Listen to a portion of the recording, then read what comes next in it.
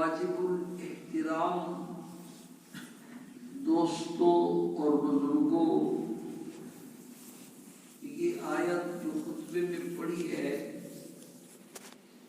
یہ 21ویں پارے کی پہلی آیت ہے سورہ عنکبوت کی، اور اس میں 4 ایسے کام اللہ پاک نے بیان فرمائے ہیں جن کاموں کا اہتمام کرنے سے گناہوں سے بچنا بندے کے لیے آسان ہو جاتا ہے۔ لیکن اس آیت کی طرف آنے سے پہلے کچھ جملے آپ کی ذہن سازی کے لیے، اس کی اہمیت کے لیے پہلے ایک طلب پیدا ہو کہ ہم نے یہ کام کرنا ہے، کچھ تمہیدی باتیں ضروری ہیں۔ آج جو بات آپ کی خدمت میں عرض کرنی ہے اس کا خلاصہ یہ ہے کہ 3 چیزوں کا حصول اللہ پاک نے گناہوں سے بچنے میں رکھا ہے، اور مسلمانوں کی اکثریت اس سے غافل ہے۔ نوافل پر، تسبیحات پر، تلاوت پر، صدقے خیرات پر، نفلی اعمال پر، مثبت جو اعمال ہیں ان کے کرنے پر تو بڑا زور ہے، لیکن گناہوں سے بچنے کا جیسے اہتمام چاہیے اس طرح کا اہتمام نہیں ہو رہا، اور اس کا ایک بنیادی سبب یہ ہے کہ ابھی تک اکثر مسلمانوں کو گناہوں کی پہچان ہی نہیں ہے۔ کئی کام ایسے ہیں جو واقعتاً گناہ ہے، کہتے ہیں مولوی اختلاف کرتے ہیں۔ کئی ایسے کام جن کے گناہ ہونے پر سارے مولویوں کا اتفاق ہے، بلکہ سارے فرقوں کا بھی اتفاق ہے، ان کو بھی گناہ سمجھنے کے لیے مسلمان تیار نہیں۔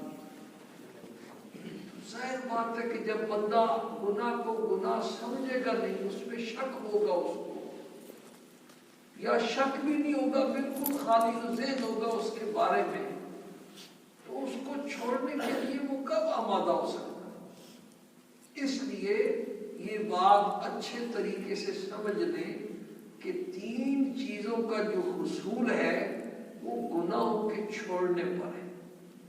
ان میں سب سے پہلی چیز تو ولایت ہے۔ آپ نے سنا ہوگا صاحب نسبت اولیاء، صاحب نسبت ولی۔ نبوت کا دروازہ بند ہو چکا ہے۔ سرکار دو عالم صلی اللہ علیہ وسلم آخری نبی تھے، اب آپ کے بعد قیامت تک کسی نبی نے نہیں آنا۔ جو نبوت کا دعویٰ کرے وہ بھی کافر ہے، اور اس کو نبی ماننے والا بھی کافر ہے، اور ان کو مسلمان سمجھنے والا بھی کافر ہے۔ تو نبوت کا دروازہ تو بہرحال کیا ہو چکا؟ بند ہو چکا۔ اسی طرح صحابیت کا جو دروازہ ہے وہ بھی بند ہو چکا۔ سرکار دو عالم صلی اللہ علیہ وسلم دنیا سے تشریف لے گئے، صحابی بننا تو آپ کے دیدار کے اوپر موقوف تھا۔ کئی ایسے لوگ تھے جو اپنے علاقوں سے چلے، حدیث شریف کی کتابوں میں ان کا تذکرہ آتا ہے، وہ راستے میں تھے کہ حضور صلی اللہ علیہ وسلم کا انتقال ہو گیا۔ اس زمانے میں آنے جانے کے ایسے وسائل اور ذرائع تو تھے نہیں، مہینے لگتے تھے پہنچنے میں، ہفتے لگتے تھے پہنچنے میں، دن لگتے تھے، گھنٹوں کا سفر نہیں ہوتا۔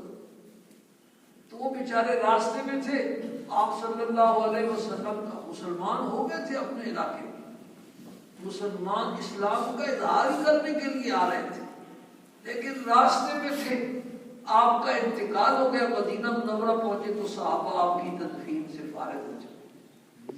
پھر ان کی ملاقات صدیق اکبر سے، عمر فاروق سے اور دیگر صحابہ سے، اور بہت بڑے شرف صحابیت سے معلوم ہوگا۔ تو صحابیت صحابیت کا دروازہ بھی کیا ہو چکا ہے؟ بند ہو چکا ہے. صحابی کو ایمان کی حالت میں دیکھنے والا تابعی ہے، اور صرف صحابی کی زیارت کی وجہ سے اپنے ہم عصروں پر اس کو ایک درجہ نصیب ہو جاتا ہے. آج ہی ہمارے سبق میں بخاری شریف کی حدیث گزری کہ ایک زمانہ ایسا آئے گا کہ لوگ جو ہے، ابھی تو آپ ارشاد فرمائے ابھی میرے صحابہ کثرت سے ہیں، ان کی قدر نہیں. ایک لشکر جائے گا جہاد کرنے کے لیے تو آگے سے لوگ سوال کریں گے ان میں کوئی صحابی بھی ہے؟ تو پورے لشکر میں ایک صحابی ہوگا، اس کی برکت سے اللہ پاک فتح عطا فرمائے. پھر تابعین کی کثرت ہوگی، صحابہ کا دیدار کرنے والے دنیا میں بڑی کثرت کے ساتھ موجود ہوگی.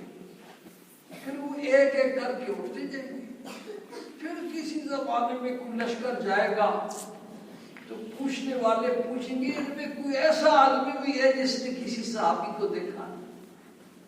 تو اللہ کی شان پورے لشکر میں ایک تابعی ہوگا جس نے صحابی کی زیارت کی، اس کی برکت سے بھی اللہ پاک فتح عطا فرمائے.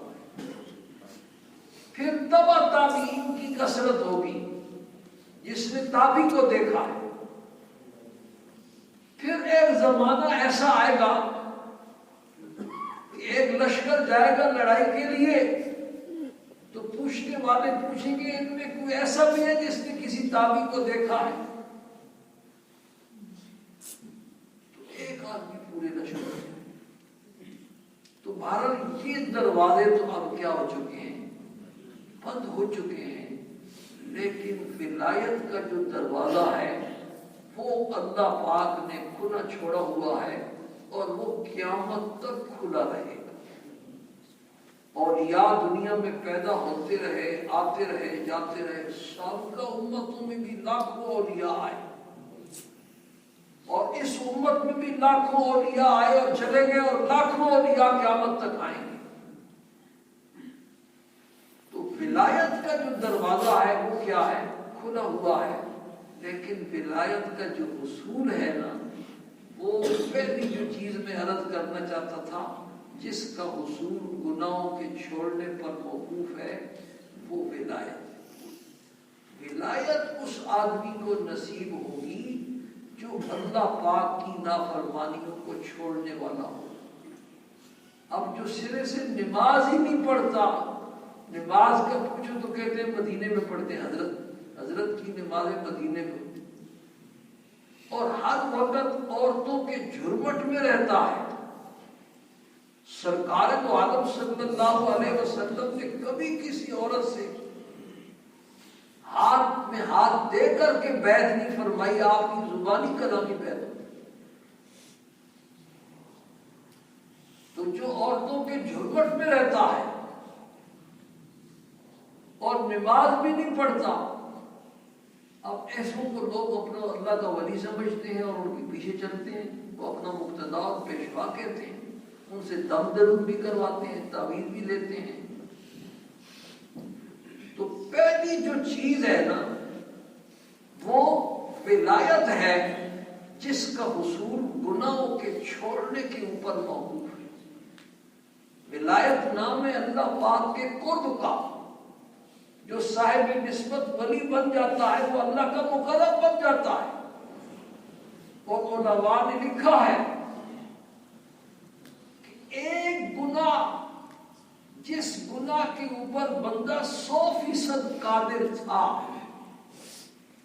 اور گناہ کر سکتا تھا، لیکن اپنے آپ کو اس نے کنٹرول کیا اور اس گناہ سے اپنے آپ کو کیا کر لیا؟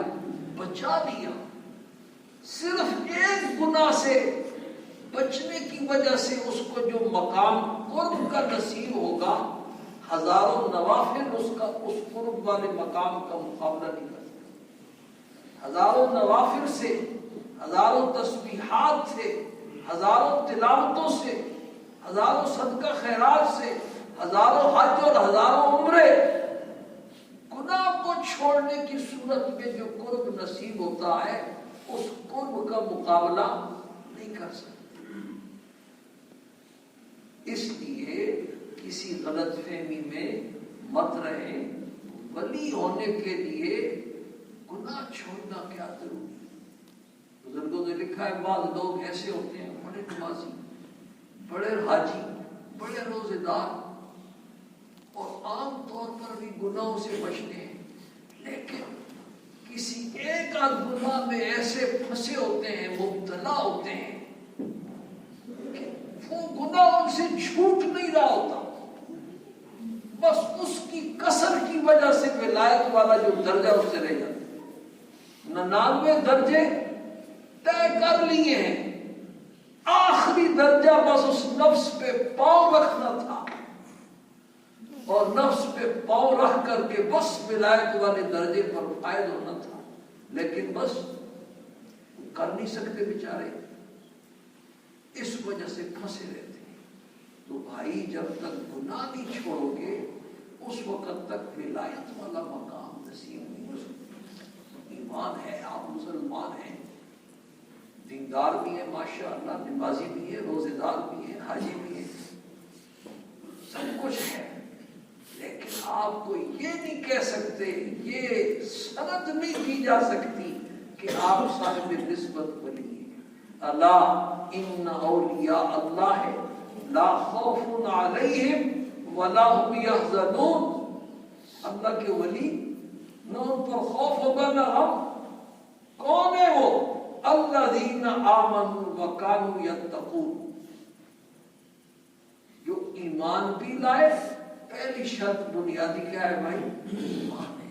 آج لوگ آغا خان کو اللہ کا ولی سمجھتے ہیں، برہان الدین جو بوہریوں کا پیشوا ہے، جو کافر ہے، جن میں سرے سے ایمان ہی نہیں ہے، ان کو مقتدا اور پیشوا اور بزرگ اور کوئی ہستی سمجھتے ہیں۔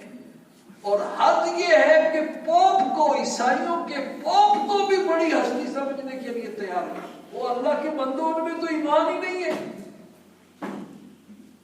پہلے بھی آپ کو واقعہ سنایا تھا، ہمارے بزرگ کے فوت ہو گئے، وہ سید تھے اور یہ سرحد کے علاقے میں ان کے کافی مرید تھے۔ تو وہ کہتے ہیں میں اپنے مریدوں کے پاس جاتا ہوں تو میرے مرید جو ہے نا سادے سے ہیں، وہ کہتے ہیں شاہ جی فلانے ہندو تھے، اللہ پاک بڑا راضی ہے۔ بھئی کیا اس کی دکان زیادہ چلتی ہے، بکری زیادہ ہوتی ہے، گاہکوں کا رش لگا رہتا ہے، اس دکان کے چلنے اور کاروبار کی ترقی کو اللہ کے راضی ہونے کا ذریعہ سمجھا۔ ہندو اور خدا اس سے راضی ہے۔ بھئی اللہ کی رضا تو مسلمان کے لیے ہے، اپنے دوستوں کے لیے، ایمان والوں کے لیے۔ تو اولیاء اللہ کی تعریف میں جو پہلی شرط ہے وہ کیا ہے بھائی؟ ایمان۔ اگر ایمان نہیں ہے، کتنے ہندو گنگا کے کنارے کئی سال یوں ہاتھ کھڑے کر کے مجاہدے کرتے ہیں، کئی پانی میں مجاہدے کرتے ہیں، الٹے لٹکے رہتے ہیں، ہے ہندو بھائی؟ اس لیے پہلی شرط کیا؟ الذین آمنوا، کہ وہ ایمان ہے، اور ایمان کا صرف دعویٰ نہ ہو بلکہ ایک نمبر ایمان، اللہ اور اللہ کے رسول کے کاغذوں میں بندہ کیا ہو؟ مسلمان۔ اس وقت بھی کروڑوں لوگ دنیا میں ایسے ہیں کہ جو اپنے مسلمان ہونے کا دعویٰ کرتے ہیں، لوگ بھی انہیں مسلمان سمجھتے ہیں اور ان کے ساتھ مسلمانوں والا معاملہ کرتے ہیں، مگر قرآن و حدیث کے ماہر علماء ان کے کافر ہونے پر متفق ہے۔ اور یہ بات تو آپ پڑھے لکھے لوگ ہیں، سمجھتے ہیں کہ ہر لائن میں اس لائن کے ماہرین کی رائے جو ہوتی ہے اسی کا اعتبار ہوتا ہے۔ میڈیکل کی لائن میں ڈاکٹروں کی بات کا اعتبار ہوگا، قانون کی لائن میں وکیل اور جج حضرات کی بات کا کیا ہوگا؟ اعتبار ہوگا۔ تو جہاں قرآن و حدیث کا مسئلہ آئے گا، کفر اور ایمان کا مسئلہ آئے گا، نیکی اور گناہ کا مسئلہ آئے گا، تو تو ظاہر بات ہے وہاں پھر ایسے لوگوں کی بات کا اعتبار ہوگا جنہوں نے اپنی زندگیاں قرآن و حدیث کو سمجھنے اور سمجھانے میں کھپا دی. تو لوگ ان کو بھی کیا سمجھتے ہیں؟ قرآن نے کہا قد افلح المؤمنون، پکی بات ہے ایمان والے کیا ہو گئے؟ کامیاب ہو گئے. تو بھائی کون سی ایمان والے کامیاب؟ وہ ایمان والے کہ جن کا صرف ایمان کا دعویٰ ہے. حکومت اعلان کرتی ہے 14 اگست کو پورے ملک کے جتنے ڈاکٹر ہیں ان کو بھائی اعزازی ایوارڈ دیا جائے گا.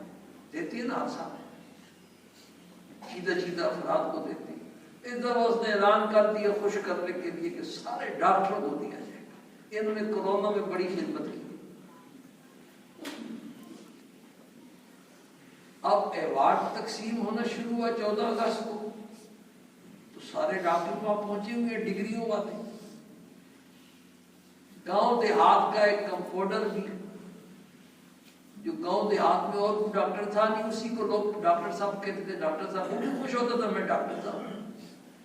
کبھی کسی کو انجیکشن لگا رہا ہے، کسی کو گولیاں دے رہا ہے. کسی کو ہمارے گاؤں میں ایسا ہے، پڑھا لکھا ڈاکٹر نہیں ہے، ایسا ڈاکٹر ہمارے گاؤں میں بھی موجود ہے. وہ بڑے لوگ جانتے ہیں کیونکہ پڑھے لکھے ڈاکٹر پیسے زیادہ لیتے ہیں، وہ پیسے کم لیتا.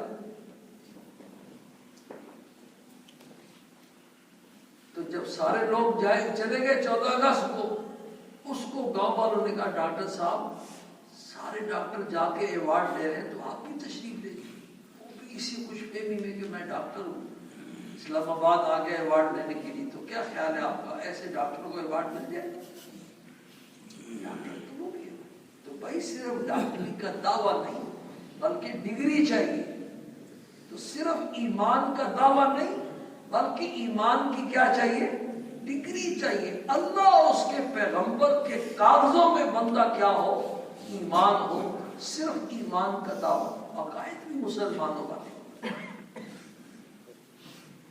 اس کے بعد دوسری شرط وَكَانُوا يَتَّقُونَ، جو ایمان لائے وَكَانُوا يَتَّقُونَ، اور وہ اللہ کے خوف سے گناہوں سے بچتے تھے. یہ 2 شرطیں جن میں پائی جائے گی وہ اللہ کے کیا ہے بھائی؟ ولی. لَهُمُ الْبُشْرَى فِي الْحَيَاةِ الدُّنْيَا وَفِي الْآخِرَةِ، ان کے لیے اس دنیا میں بھی چین سکون مزے اور اس دنیا میں بھی چین سکون. لا تبدیل لکلمات اللہ، اللہ کی بات کو کوئی تبدیل نہیں کر سکتا. ذالک هو الفوز العظیم، یہ بڑی کامیابی. بارہ میں نے اشارہ کر دیا ہے، امید ہے آپ سمجھ کے ہوں گے. پہلی چیز جس کا حصول گناہوں سے بچنے پر کیا ہے؟ موقوف ہے، وہ کیا ہے بھائی؟ ولایت. اور ولایت کا دروازہ قیامت تک کیا رہے گا؟ کھلا رہے گا. اگر کوئی ایک بھی ایسے کسی گناہ میں، گناہ کبیرہ میں پھنسا ہوا ہے، بے شک ٹکرے مارتا رہے جب تک اس گناہ کو نہیں چھوڑے گا ولایت والے مقام پر فائد نہیں ہو سکتا. اور یہ ساری بات جو ہے نا اب موقوف کس پر ہے بھائی؟ گناہوں کی پہچان پر. اور یہ پہچان پیدا کر رہی ہے آپ حضرات کی اپنی ذمہ داری. دوسری چیز جس کا حصول گناہوں سے بچنے کے اوپر موقوف ہے وہ اس دنیا کا چین سکون اور اطمینان. یہ چین سکون اور اطمینان کے خزانے یوں اللہ پاک کے قبضے میں، دست قدرت میں ہے، ہاتھ میں. جب بندہ اللہ پاک کی نافرمانیوں میں مبتلا ہوتا ہے، اس کے حکموں کو توڑتا ہے، تو پھر اس کی زندگی میں اللہ پاک کانٹے پھیلا دیتے ہیں. مال و دولت کے انبار ہوتے ہیں اور دنیا کی ہر طرح کی فراوانی ہوتی ہے، لیکن دل میں سکون نہیں. الا بذکر اللہ تطمئن القلوب. اللہ پاک نے دلوں کا چین، دلوں کا سکون اپنے ذکر میں، اپنی یاد میں رکھا ہے. اور گناہ اللہ کی غفلت کا نام ہے. اللہ سے اللہ پاک کو ناراض کیا ہوا ہے، کانٹوں کے اوپر بستر بچھایا ہوا ہے، اور پھر یہ سمجھتے ہو کہ ہمیں ان کانٹوں کی چبھن نہیں ہوگی اور ہم چین کی نیند بھی سوئیں گے، گولیاں کھا کر کے اس بات کو نیند دیا۔ تو چین اور سکون اور اطمینان کا حصول اللہ پاک نے کس پہ رکھا ہے بھائی؟ گناہوں سے بچنے میں رکھا ہے۔ جب بندہ مکمل طور پر اپنے آپ کو گناہوں سے بچا لیتا ہے تو پھر اس کی زندگی میں ایسا اطمینان، ایسا چین، ایسا سکون۔ ایک بزرگ کا شعر ہے، دشمنوں کو عیش آب و گل دیا، دشمنوں کو عیش آب و گل دیا۔ آب اور گل کس کو کہتے ہیں؟ یہ گارا اور مٹی، یہ بلڈنگیں اور یہ محلات اور یہ بنگلے اور یہ کوٹھیاں۔ دشمنوں کو عیش آب و گل دیا، دوستوں کو اپنا درد دل دیا۔ دشمنوں کو عیش آب و گل دیا، دوستوں کو اپنا درد دل دیا۔ ان کو ساحل پہ بھی طغیانی ملی اور ہمیں طوفانوں میں بھی ساحل میں بھی طغیانی ملی۔ دنیا کی ساری نعمتیں موجود ہیں لیکن نیند آنکھوں سے اڑی ہوئی ہے، چین اور سکون دل سے اڑا ہوا ہے۔ ترستے ہیں چین، سکون اور کس کو؟ اطمینان۔ ساری زندگی پریشان۔ یہ بھائی راحت کا سامان ہے۔ پیسوں سے مہنگے ڈاکٹروں سے اسپتالوں میں علاج کروایا جا سکتا ہے لیکن صحت کس کے ہاتھ میں ہے؟ وہ اللہ پاک کے ہاتھ میں ہے۔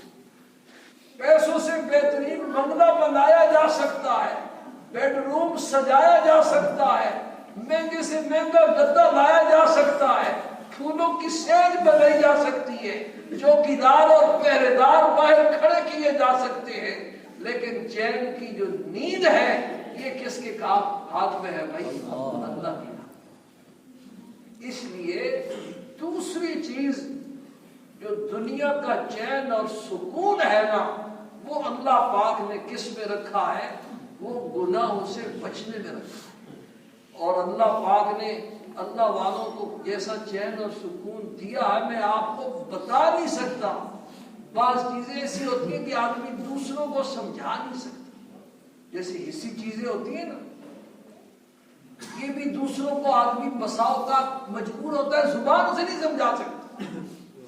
آم کی مٹھاس ہے، ایک ایسے ملک میں ایک آدمی پیدا ہوا جہاں آم ہوتی نہیں ہے، وہاں ایک پاکستانی چلا گیا، ملتان کا رہنے والا، وہ کہتا ہے یار گرمی کا موسم ہے اور گرمی کے موسم میں ہمارے ملک میں، ہمارے شہر ملتان میں آم ہوتے ہیں اور ایسے لذیذ اور ایسے میٹھے کہ کیا بتاؤں تجھے۔ وہ پوچھتا ہے کیسے میٹھے ہوتے ہیں؟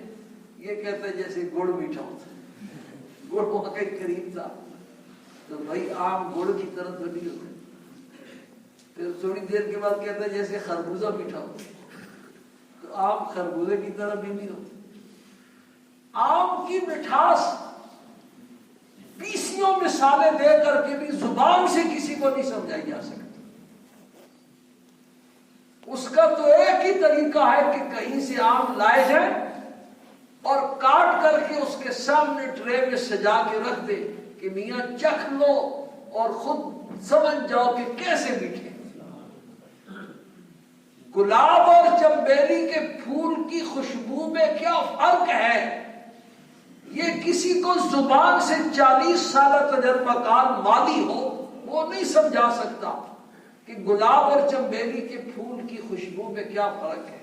اس کا تو بھائی ایک ہی طریقہ ہے کہ دونوں پھول کہیں سے لائے جائیں اور اس کے سامنے رکھ دیے جائیں کہ میاں سونگھ کر کے خود فرق محسوس کر۔ دین پر چلنے میں، گناہوں سے بچنے میں اللہ نے کیسا روحانی سکون رکھا ہے، کیسی روحانی لذت رکھی ہے، کیسا روحانی مزہ رکھا ہے، اللہ کی قسم ہم زبان سے آپ کو نہیں سمجھا سکتے۔ وہ تو آپ جب دین پہ چلیں گے، اللہ کے حکموں کو پورا کریں گے، تقوی اور پرہیزگاری اختیار کریں گے، نافرمانیوں والی زندگی سے توبہ کریں گے، گناہوں کو چھوڑیں گے، تو پھر آپ کو خود جب محسوس ہوگا نا تو پھر پتہ چلے گا کہ کیسا سکون اور کیسی لذت اللہ نے اس میں رکھی۔ بہرحال دو چیزیں ہو گئی آج پہلی چیز بھائی ولایت کا حصول گناہوں سے بچنے میں ہے. جب تک بندہ ایک گناہ میں بھی گناہ کبیرہ میں پھنسا ہوا ہے وہ صاحب نسبت ولی نہیں ہو سکتا.